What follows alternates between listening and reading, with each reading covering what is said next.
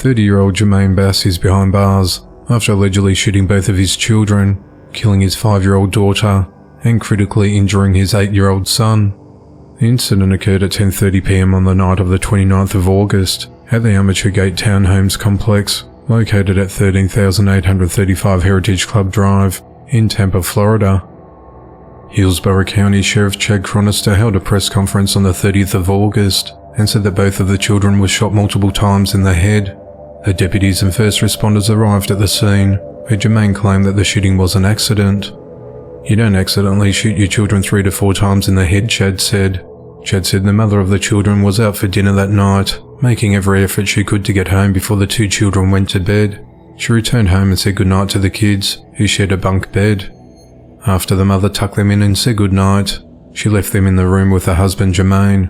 While in the restroom, she suddenly heard multiple gunshots, which she initially thought happened right outside their home.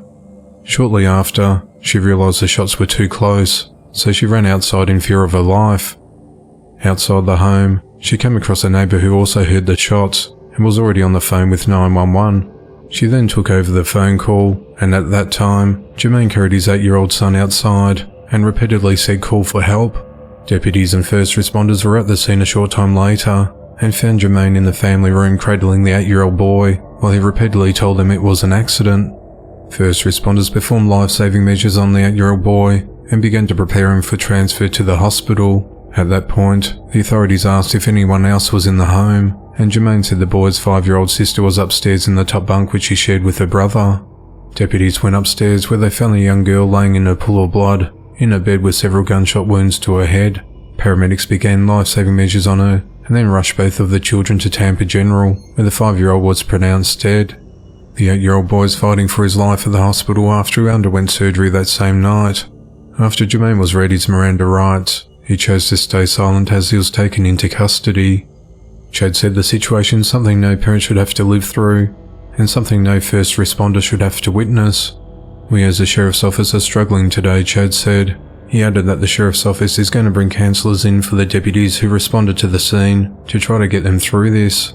"Hope that the individual feels the full weight of the criminal justice system and never sees a light of day, where it can be in a position to harm another human being," he added. Chad said that the authorities continued to talk with the mother. He also mentioned there were no previous calls for service at the home, and Jermaine has no previous criminal history. Jermaine is charged with premeditated first-degree murder, attempted premeditated first-degree murder, and aggravated child abuse. 29-year-old Lanice Battle has been charged with 2 counts of murder after 2 toddler daughters died from allegedly being left in a hot car. At just before 9:40 p.m. on the 27th of August, the authorities were called to the Duke Raleigh Hospital, located at 3400 Wake Forest Road in Raleigh, North Carolina, on reports of 2 children that died the same day. The girls were 2-year-old Trinity Milbourne and 3-year-old Amora Milbourne. Trinity and Amora's grandfather said that the girls' mother left them behind in a hot vehicle at a Cary, North Carolina home on the 27th of August, when the outside temperature reached 92 degrees Fahrenheit. Lucius Williams, Lanice's cousin, said, "We love Lanice no matter what. We support her no matter what. This was a careless mistake." Her other cousin, Keisha Harris, said, "She's just a young girl, maybe experiencing depression or whatever the case may be. She just made a bad decision. At the end of the day, she was a good mother to those girls. She was always there. She's a caring and loving mother to her kids. She's not a cold-blooded murderer. She's not a killer," she said. Lanice appeared in court on the 29th of August, where bond was denied. She remains held at the Wake County Jail. 32-year-old Tabitha Milkey from Lacombe, Louisiana, is behind bars after being accused of stabbing a convenience store worker. The incident occurred at 10:30 p.m.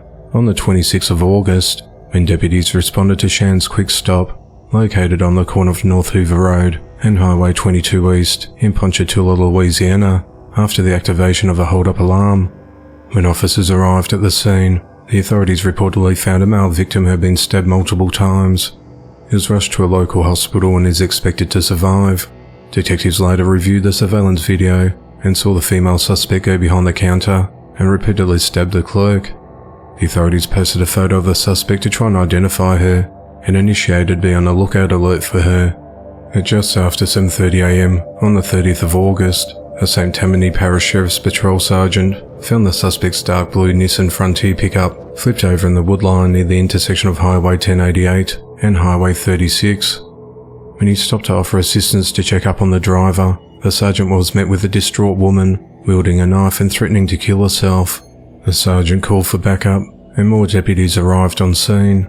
The woman stabbed herself several times before deputies were able to use non-lethal methods to subdue her.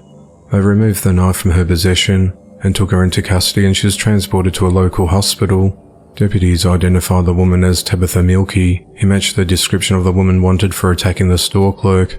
She was booked into the St. Tammany Parish Correctional Centre. She's been charged with second-degree attempted murder, vehicle burglary, and terrorising.